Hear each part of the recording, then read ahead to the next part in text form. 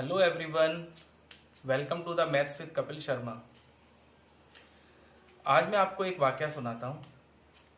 एक बार 11th class में फर्स्ट पीरियड था। कुछ स्टूडेंट्स आपस में बातें कर रहे थे। मेरी क्लास में एंट्री होती है, बच्चे शांत हो जाते हैं। मैंने उनसे पूछा, आप किस बारे में बातें कर रहे थे? तो उनमें से एक स्टूडेंट ने कहा, सर हम एक दूसरे को अपने अपने कलेक्शंस के बारे में बता रहे थे। क्या बता रहे थे अपने कलेक्शन के बारे में?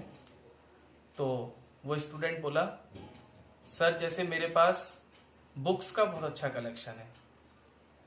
सेकंड स्टूडेंट बोला, सर मेरे पास ड्रेसेस का बहुत अच्छा कलेक्शन है। थर्ड स्टूडेंट बोला, सर मेरे पास गॉगल्स का बहुत अच्छा कलेक्शन है। फोर्थ स्टूडेंट बोला, सर मेरे पास शूज का बहुत अच्छा कलेक्शन है। इस टाइप से सभी स्टूडेंट्स ने बारी बारी से अपने कलेक्शंस के बारे में बताया। फिर मैंने उनसे कहा कि आप कलेक्शन की बात कर रहे हो तो right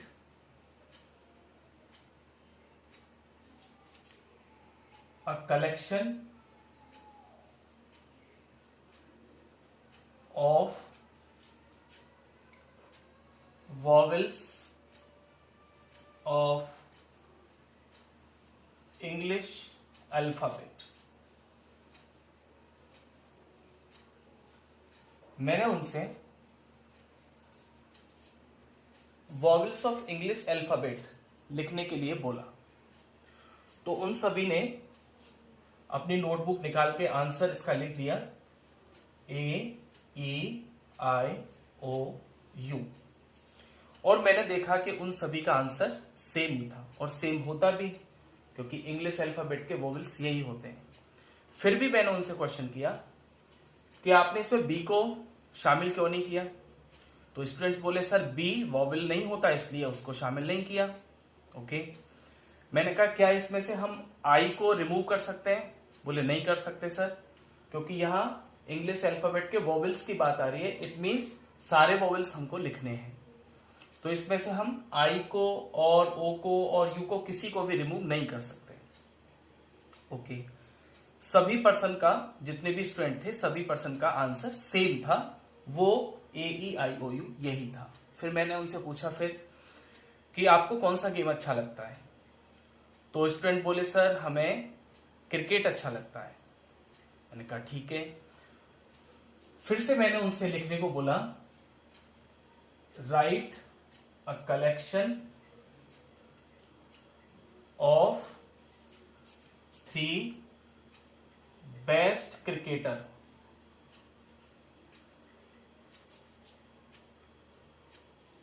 of India.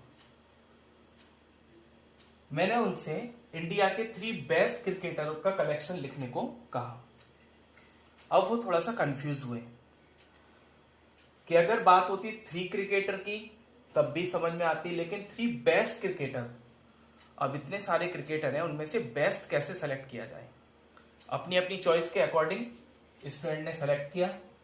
First student का कलेक्शन था तेंदुलकर, कपिल देव और गावस्कर। सेकंड स्टूडेंट S2, उसका कलेक्शन था तेंदुलकर,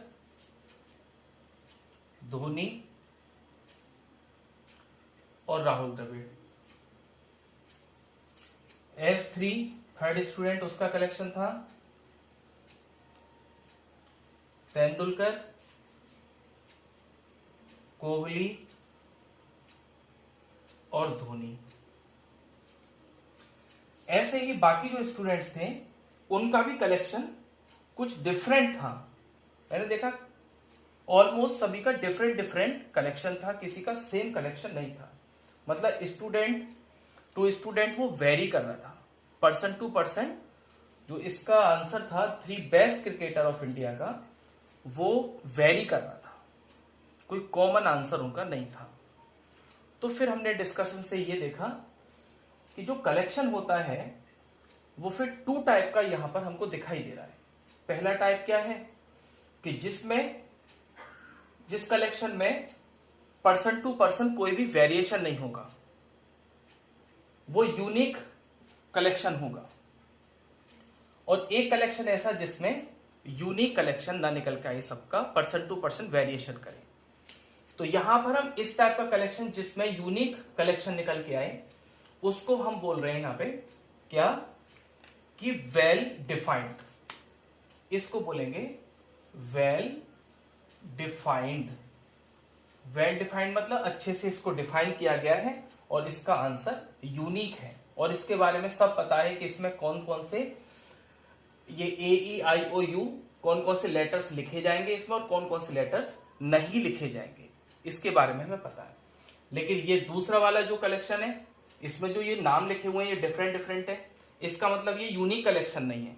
तो इस टाइप के कलेक्शन को हमने कहा ये कलेक्शन होगा कैसा, नॉट वेल डिफाइंड। जब collection person to person vary करेगा तो ऐसा कलेक्शन नॉट वेल डिफाइंड कहेंगे। ओके, फिर मैंने उनसे कहा ये जो आपने अभी हमने दो कलेक्शन के बारे में डिस्कस किया, इसमें ये जो आपने लेटर्स लिखे हैं, यहां पर जो नेम लिखे हैं, अब जैसे कलेक्शन तो और भी हो सकते हैं, चलो हम एक काम करते हैं, इन सबको एक कॉमन नाम दे देते हैं। ठीक है, कॉमन नाम क्या कहेंगे, जो भी हम इसमें लिख रहे हैं इन सबको हम क्या नाम दे रहे हैं, अब बोलेंगे इनको ऑब्जेक्ट्स। क्या बोलेंगे, सबको ऑब्जेक्ट्स बोलेंगे। तो क्या हुआ, ये कलेक्शन ऑब्जेक्ट्स का है, वो कैसा कैसा हो सकता है, वेल डिफाइंड हो सकता है। और एक कलेक्शन ऑब्जेक्ट्स का कैसा हो सकता है, नॉट वेल डिफाइंड हो सकता है। तो हमारे डिस्कशन से एक बात क्लियर हुई कि कोई भी कलेक्शन जो होगा, कोई भी कलेक्शन जो होगा वो टू टाइप्स का हो सकता है। कलेक्शन किसका, ऑब्जेक्ट्स का। ऑब्जेक्ट्स का जो कलेक्शन होगा, कलेक्शन ऑफ ऑब्जेक्ट्स, वो टू टाइप का हो सकता है। एक वेल डिफाइंड, वेल डिफाइंड, और दूसरा not well defined, not well defined. तो इसको हमने समझा कि कोई कलेक्शन ऑब्जेक्ट्स का कैसा कैसा वेल डिफाइंड हो सकता है और नॉट वेल डिफाइंड। कब वो वेल डिफाइंड होगा, जब उस कलेक्शन के जो भी ऑब्जेक्ट्स लिख रहे हैं वो सभी पर्सन टू पर्सन वेरी नहीं करेंगे और उनके बारे में हमें बिल्कुल क्लियरली ये पता होगा कि कौन से ऑब्जेक्ट्स उसमें आएंगे और कौन से ऑब्जेक्ट्स नहीं आएंगे। नॉट वेल डिफाइंड में हमें क्या होगा कि पर्सन टू पर्सन वो कलेक्शन के जो ऑब्जेक्ट्स हैं वो डिफरेंट डिफरेंट होंगे। तो अब ये सारी बातें इनको हम एक साथ कंबाइंड करें तो एक्चुअल में होता क्या है कि कलेक्शन ऑफ ऑब्जेक्ट्स, कैसा वाला कलेक्शन, जो वेल डिफाइंड कलेक्शन है, इसको हम एक कॉमन नेम देते हैं जिसको बोलेंगे सेट। तो एक्चुअल में आज का हमारा टॉपिक ही सेट्स है, 11th क्लास का चैप्टर 1 सेट्स, उसका ये लेक्चर नंबर 1 है। तो सेट की डेफिनेशन हम यहां पर इसको सेट को डिफाइन कर लेते हैं कि a set is a well defined collection of objects। क्या हुआ सेट, कि a set is a well defined collection of object, well defined collection of objects, collection of objects. इसको हम क्या बोलेंगे, इसको सेट बोलेंगे।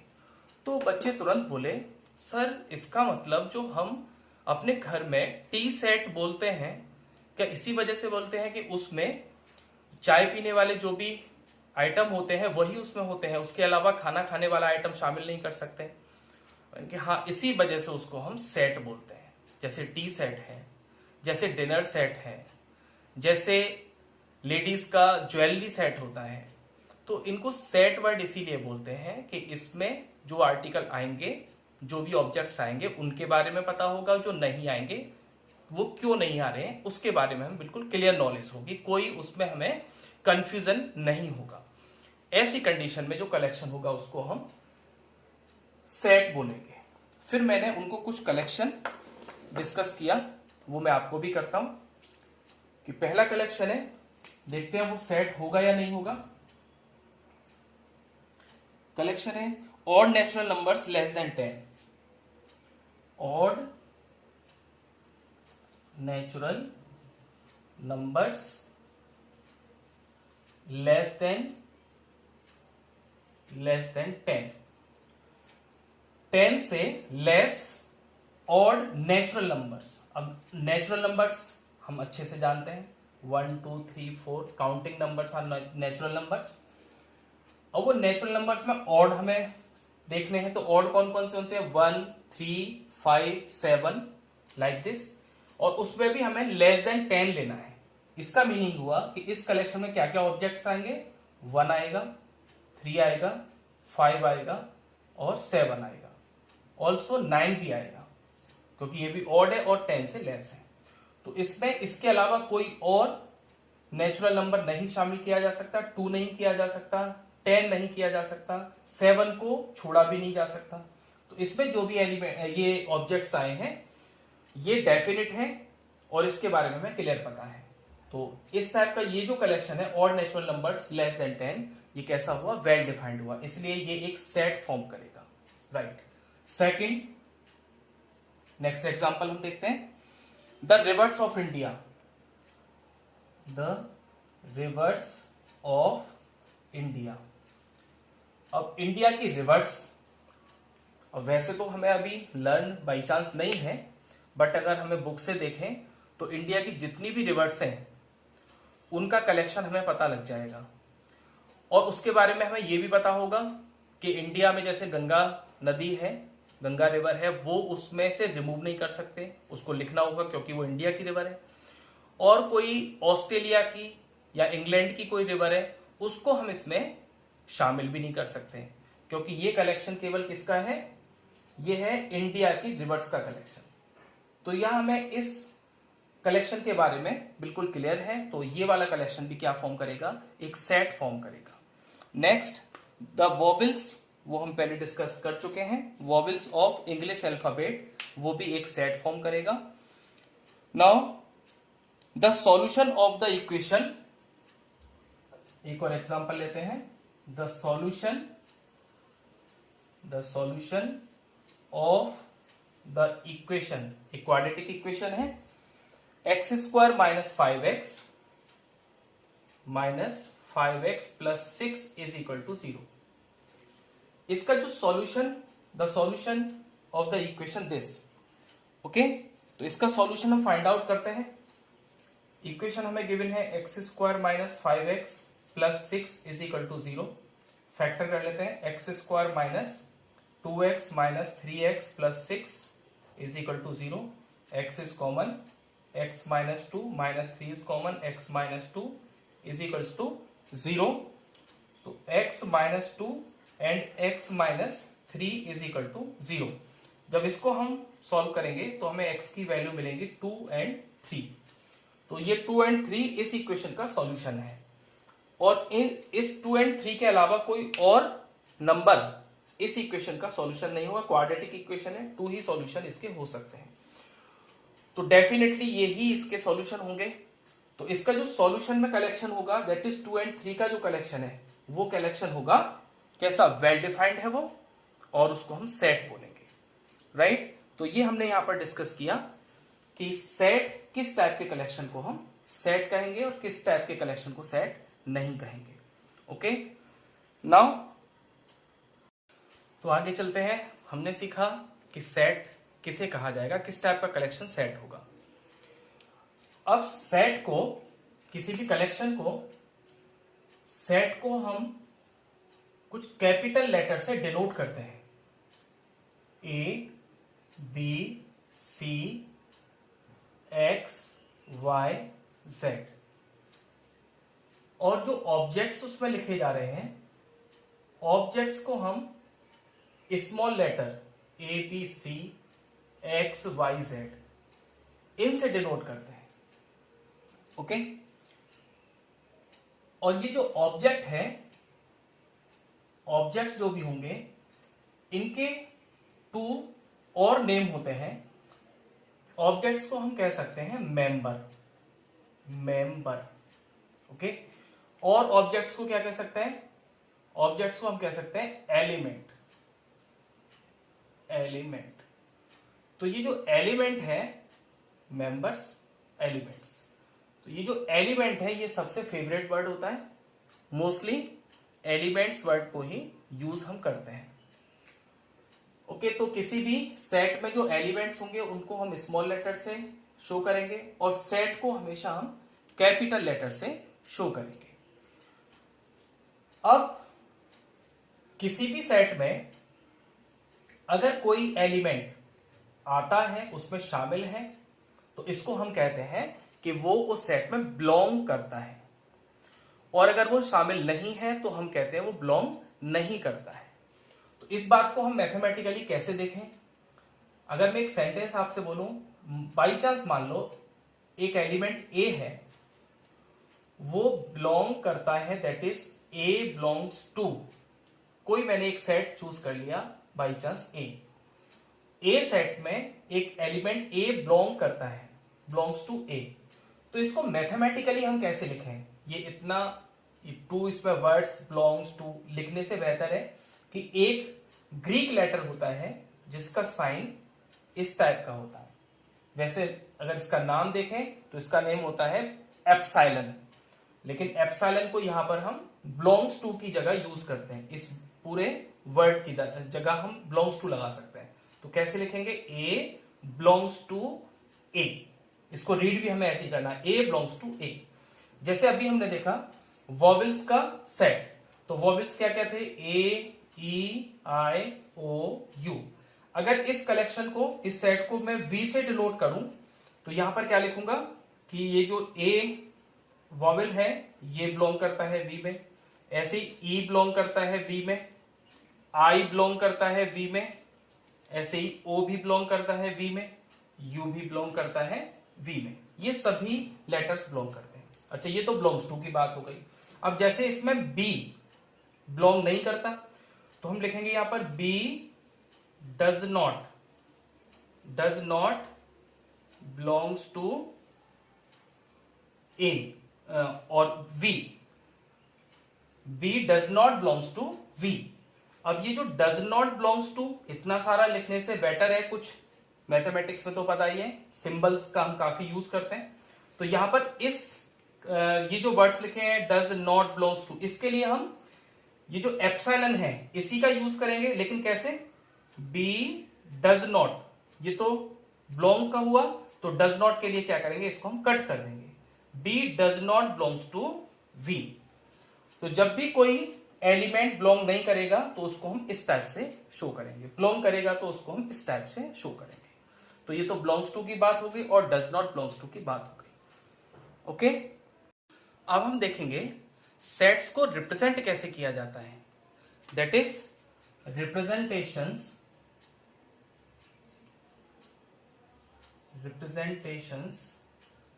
Of set. सेट को किस किस टाइप से हम रिप्रेजेंट कर सकते हैं? तो यहां पर हमारे पास सेट को रिप्रेजेंट करने के टू मेथड्स होते हैं, या कह सकते हैं टू फॉर्म होते हैं। तो पहला फॉर्म है रोस्टर,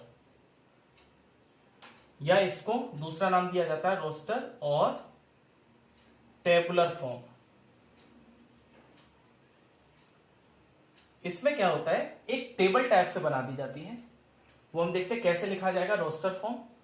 जैसे अभी एग्जांपल की हमने बात की कि एक वी वॉवेल्स का सेट है और इसमें एलिमेंट्स हमने क्या बताए? ए, ई, आई, ओ, यू, ये हमें पता है वी में ये एलिमेंट्स होते हैं। तो इसको हम रोस्टर या टेबुलर फॉर्म में कैसे लिखते हैं? इसको लिखेंगे V is equal to, V एक सेट है, वो क्या है? उसमें एलिमेंट्स आ रहे हैं A comma E, I, O and U, ये उसमें लेटर्स आ रहे हैं। अब केवल इतना लिख दें तो अभी ये कलेक्शन भी हो सकता है और है भी, कलेक्शन तो है ही, लेकिन पर्टिकुलर इसको हम सेट ही कब बोलेंगे? फिर क्या होगा, एक हम कर्ली ब्रैकेट में इसको बंद कर देंगे। तो इस टाइप का जो भी नोटेशन होगा, यानी कर्ली ब्रैकेट में कुछ यहां पर एलिमेंट्स लिखे हैं, तो इस टाइप का जो भी रिप्रेजेंटेशन है, इसको हम रिप्रेजेंटेशन को बोलते हैं सेट का रोस्टर फॉर्म या टेबुलर फॉर्म। ये टेबल टाइप से हमने एक फॉर्म कर दिया। सेकंड है set builder form. Set builder form. अब इस सेट बिल्डर फॉर्म में क्या होता है? सेट बिल्डर फॉर्म में जैसे यही कलेक्शन है या ये जो सेट है, इसको अगर मैं सेट बिल्डर फॉर्म में लिखना चाहूं तो इसमें एक ऐसी प्रॉपर्टी हम लिखते हैं, ऐसी प्रॉपर्टी बनाते हैं जो केवल इन्हीं एलिमेंट्स को शो करे। ये बताए, वो प्रॉपर्टी ये बताए कि इसमें ये ही एलिमेंट्स आएंगे, सेट में यही एलिमेंट्स होंगे, इसके अलावा कोई बाहर का एलिमेंट्स इसमें नहीं होगा। इस टाइप का एक प्रॉपर्टी हम एक सेंटेंस के थ्रू हम बताते हैं। कैसे? इसको सेट बिल्डर फॉर्म में मान लो मैं यही लिखना चाहता हूं तो v इज इक्वल टू, इतना पोर्शन तो सेम है कि v आएगा इक्वल टू आएगा, करली ब्रैकेट तो आना ही है। हम बात करेंगे केवल इन एलिमेंट्स को लिखने की सेट बिल्डर फॉर्म में एक सेंटेंस के थ्रू। तो कैसे लिखेंगे? इन सभी एलिमेंट्स को, एक एलिमेंट्स हम कोई भी जो इसमें शामिल ना हो, कोई भी एक्स ले सकते हैं, Y Z T P Q R, जो भी आप लेना चाहें। फिर यहां पर एक हम डॉट लगा देते हैं जिसको कॉलन बोलते हैं, कॉलन लगा देते हैं। तो एक्स कॉलन। अब एक्स मतलब ये एलिमेंट्स। ये एलिमेंट्स कैसे हैं? ये एलिमेंट्स क्या हैं? ये सारे के सारे वॉवेल्स हैं इंग्लिश अल्फाबेट के। तो ये सारे वॉवेल्स हैं इंग्लिश अल्फाबेट के, तो हम क्या लिखेंगे? ये जो एक्स है, एक्स मतलब ये सारे एलिमेंट हैं, तो ये क्या है कि x is a vowel of English alphabet.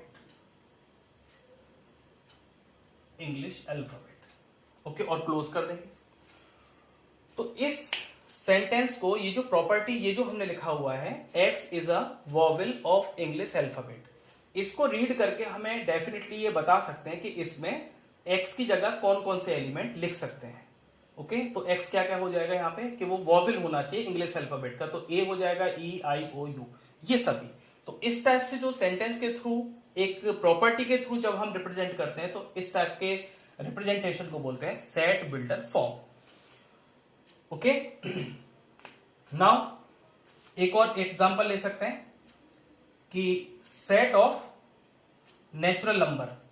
Set of natural number जिसको हम n से रिप्रेजेंट करते हैं, सेट ऑफ नेचुरल नंबर। अगर मैं उसको रोस्टर फॉर्म में लिखूं सेट ऑफ नेचुरल नंबर, तो क्या लिखूंगा? 1 2 3 4 डॉट डॉट डॉट, 3 डॉट्स लगा दूंगा। डॉट्स लगाने का मीनिंग क्या है कि ये जो प्रोसेस है नंबर लिखने का, ये इनफाइनाइट तक मूव करेगा, हम लिखते चले जाएंगे, कोई एंड पॉइंट नहीं है, there is no end point of natural numbers. Now इसको अगर हम सेट बिल्डर फॉर्म में लिखें तो क्या लिखेंगे? n इज इक्वल टू, फिर से एक्स लेटर ही हम ले सकते हैं, सच दैट, कॉलर लगा दिया। फिर हम क्या लिखेंगे? x इज अ, अब क्या है x? x इज अ, हम देख रहे हैं यहाँ पे ये सारे x है, कोई भी है, किसी को भी हम x बोलेंगे, ये सभी नेचुरल नंबर्स हैं। तो x is a natural number. तो इस टाइप से रिप्रेजेंट हमने किया। ये रिप्रेजेंटेशन है रोस्टर फॉर्म और उसका ये है सेट बिल्डर फॉर्म।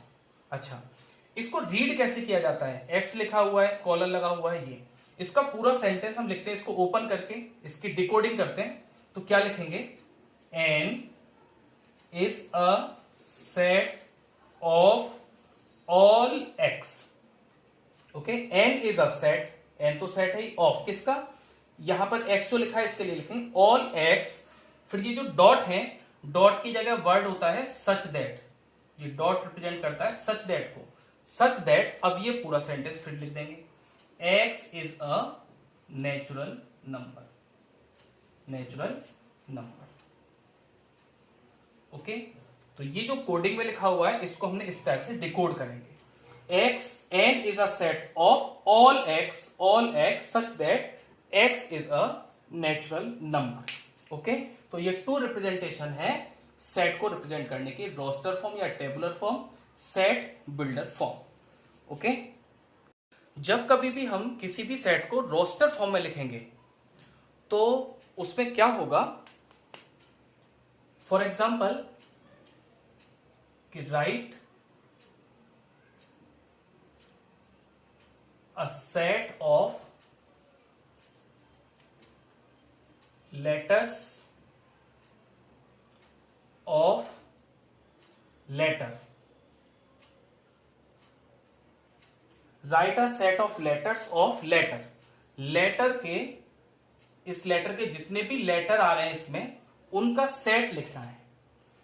तो मान लो उसको मैं लेटर के सेट को L से डिनोट करता हूं, तो L इज इक्वल टू, अब लगाऊंगा एक कर्ली ब्रैकेट, फिर यहां पर ये जो लेटर आ रहे हैं L है, E है, T है, फिर T है, फिर E है और फिर R है।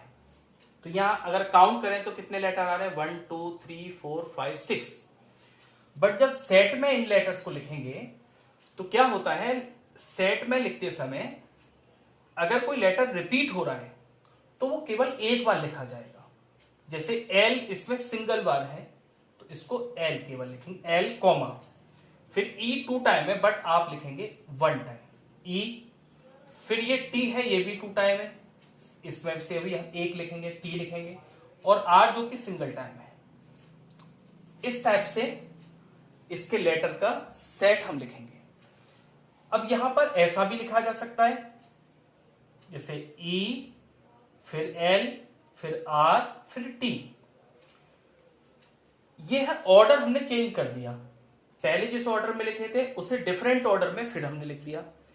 तो सेट लिखते समय और इनफैक्ट रोस्टर फॉर्म में जब हम लिखते हैं तो यहां पर एलिमेंट का जो ऑर्डर होता है वो मैटर नहीं करता, बट उनकी काउंटिंग और जो लेटर्स है वो वही सेम रहने चाहिए। L है तो यहां भी L ही होना चाहिए, E है E, T है T और R है R, वो लेटर सेम रहने चाहिए, उनका ऑर्डर कुछ भी हो सकता है।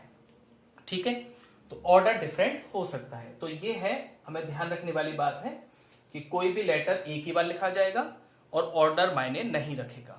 तो इस टाइप से सेट बिल्डर फॉर्म को हम लिखेंगे। मैथ्स में कुछ पर्टिकुलर टाइप के सेट्स होते हैं, जैसे नंबर सिस्टम होता है हमारा, तो उसमें हम नेचुरल नंबर का जो सिस्टम है, the set of natural numbers, तो नेचुरल नंबर्स के सेट को रोस्टर फॉर्म में कैसे रिप्रेजेंट करेंगे। तो नेचुरल नंबर के लिए हम लेटर का यूज करते हैं n का, n is equal to bracket लगाएंगे, फिर यहां लिखेंगे 1 2 3 4 एंड 3 डॉट्स और इसको क्लोज कर देंगे, राइट। तो ये है set of natural numbers. Second है the set of even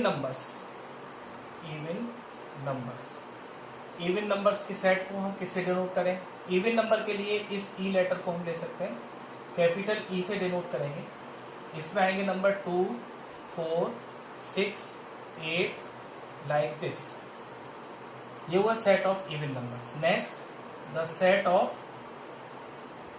odd numbers के सेट को हम O से डिनोट करते हैं। इसमें आएगा 1 3 5 7 एंड सो ऑन। नेक्स्ट है the set of whole numbers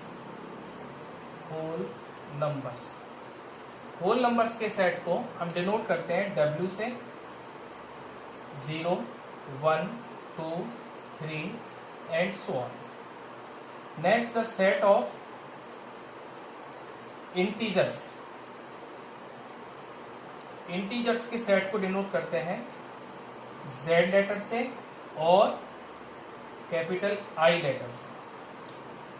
it is dot 3 dots लगा देंगे, फिर -3 -2 -1 0 1 2 3 and so on like this. Next the set of positive integers,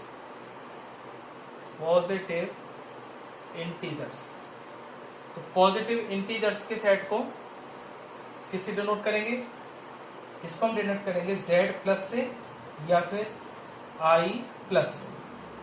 Z plus लिखें या I प्लस लिखें, ये होगा डॉट माइनस, पॉजिटिव लिख रहे हैं तो पॉजिटिव में हम लिखेंगे यहाँ पे 1 2, 3 and so on. Now the set of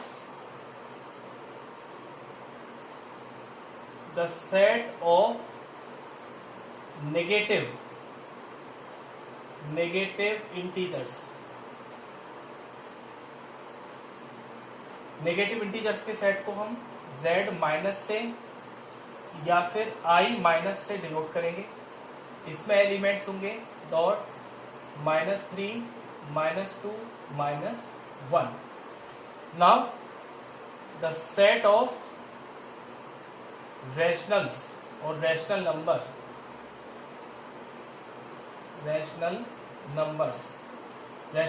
हम जानते हैं p बाई क्यू फॉर्म में. इसके सेट को हम q से डिनोट करते हैं. यहाँ पर नंबर्स आएंगे भाई 2/3, -1/2, 7/2, like this. The set of irrationals इसको हम डिनोट करते हैं q कॉम्प्लीमेंट से या फिर q स्टार से. ओके, कभी कभी इसको हम t से भी डिनोट कर रहे होते हैं, t. तो ये क्या होगा, इसमें हम जानते हैं √2, √3, पाई, e, ये सारे नंबर्स इरेशनल नंबर्स होते हैं. इसके बाद है the set of real numbers. तो ये रियल नंबर्स के सेट को हम समझ सकते हैं कैपिटल R से डिनोट करेंगे. और इसके अंदर सारे रैशनल इरेशनल जितने भी नंबर्स हैं, अभी तक जो हम ये स्टडी कर रहे हैं, ये सारे के सारे रियल नंबर्स हैं. तो उन सभी को हम इसमें शामिल कर सकते हैं. The set of real numbers को R से डिनोट करेंगे तो नंबर्स इसमें हम कुछ भी लिख सकते हैं. अब इसके बाद एक सेट और है जो आप नेक्स्ट आपका एक चैप्टर आएगा कॉम्प्लेक्स नंबर्स, तो उसको भी हम लिख लेते हैं. The set of complex numbers. Okay, तो सेट ऑफ कॉम्प्लेक्स नंबर्स को हम C से डिनोट करते हैं, कैपिटल C से. The set of complex numbers, तो इसके बारे में बाद में स्टडी हम करेंगे. तो ये सब पर्टिकुलर टाइप के सेट्स हैं. ये हमको हमेशा मेमोरी में रहने चाहिए, लर्न रहने चाहिए. और थ्रू आउट द बुक ये सब जो नोटेशन है NEOW, इन सभी को हम इसी टाइप से अंडरस्टैंड करेंगे. जब भी कभी नंबर की बात होगी तो यही डिनोटेशन इनका होगा. Thank you for watching this video. Please like, share and comment and subscribe my channel and please press the bell icon. जिससे क्या होगा कि मैं ये 11th क्लास की जो सीरीज शुरू की है, ये उसका लेक्चर 1 है. इसी टाइप से हम इस बुक को कम्प्लीटली सॉल्व करेंगे. तो जो भी वीडियो बनेंगे वो आपको जल्दी से जल्दी मिल जाएंगे, इसलिए आप बेल आइकन को प्रेस करते हैं. Thank you for watching this video. Thank you very much.